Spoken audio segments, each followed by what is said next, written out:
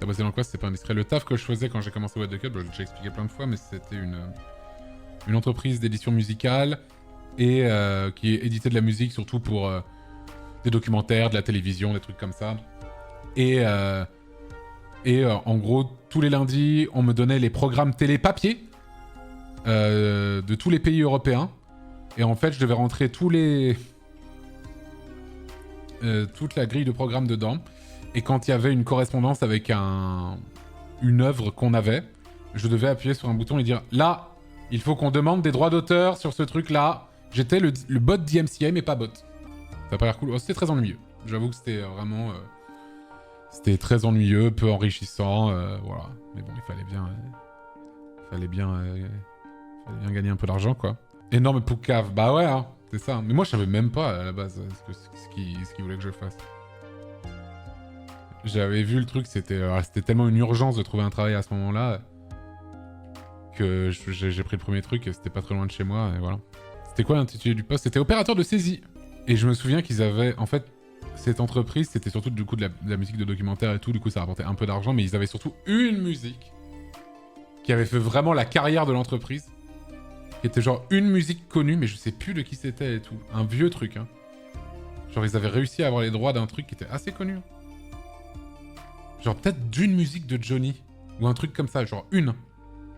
Mais une... Je sais plus ce que c'était. Bon bref, c'est pas grave. Mais ils avaient un truc, quoi. Tu es toujours sur LinkedIn? Ouais, je sais. Je suis opérateur de saisie depuis 20 milliards d'années. Opérateur de saisie, c'est juste horrible. Ma femme a fait ce métier un temps et c'est des stats de demander de plus en plus pour un salaire de misère. Bah moi, c'était le SMIC, hein.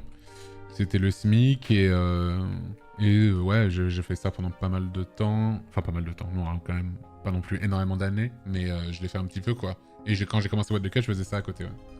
C'est là où tu devais mater des pornos en accéléré. Ah, j'avais déjà raconté cette anecdote, du coup. Ouais. Tout à fait. Effectivement, les musiques qui nous appartenaient n'étaient pas que dans des documentaires. C'était aussi dans des pornos. Et parfois, on n'était pas sûr que c'était que les auteurs qui étaient chez nous avaient fait la musique pour tel truc. Et du coup, parfois, je devais mater des documentaires en accéléré et aller au générique de fin parce que c'était sur cassette. Et du coup, je devais scroll dans tout le... Enfin, genre accélérer tout le truc comme ça pour arriver au générique de fin et voir les crédits. Et parfois, c'était du porn, effectivement. Parfois, ouais, t'arrives au taf à 8h30, puis on te dit, bah, va mater le générique de fin d'un porn, tu vois. Mon loisir m'est payé. Ton loisir, c'est de regarder des génériques de fin de porno? Excuse-moi, je veux pas juger, mais c'est un loisir de merde. Hein. C'est quoi le boulot, c'est pour un pote? Mais la vie de ma mère! Que tu peux déjà mater du porno maintenant, si tu veux. Et en plus de ça, quand t'arrives à 8h30 au taf et que t'as pas envie d'être là, mais t'es pas du tout... Enfin, moi, en tout cas, j'étais pas du tout dans le mood, en fait. J'étais en mode... Puis même, qu'est-ce que je vais... Enfin, je vais pas me branler au taf, tu vois. Je veux dire... Dans tous les cas, voilà. Même si j'étais dans le mood, il va rien se passer, tu vois. Mais non, ouais, j'avoue que j'étais à chaque fois, j'étais en mode... Oh, putain, fais chier.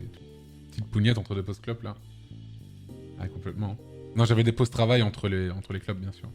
En vrai, tu ramenais la cassette à la maison. Et pourquoi est-ce que je ferais ça? Déjà, qui avait un magnétoscope, même à cette époque-là. Deuxièmement, j'ai Internet. Qu'est-ce que... C'est comme si j'allais acheter un magazine érotique dans un bar tabac, en fait. Je veux dire, j'ai pas 85 ans non plus. Je veux bien que je suis un peu âgé, mais pas à ce point non plus, quoi. Je vais pas ramener une vieille cassette enregistrée sur W9 à 2h du mat d'un vieux dorsel de merde, tu vois. Enfin, je veux dire, ça m'intéresse absolument pas. On est toujours ça. Et moi, j'aurais pas honte, en fait, sinon. Vous dites ça en mode, ah, il le veut... Mais vous avez 12 ans et demi, je pense. Bah oui, à l'ancienne, le magazine porno caché vite fait entre Libé et Le Figaro. Ouais, c'est ça. Tu tournes un porn pour 500K.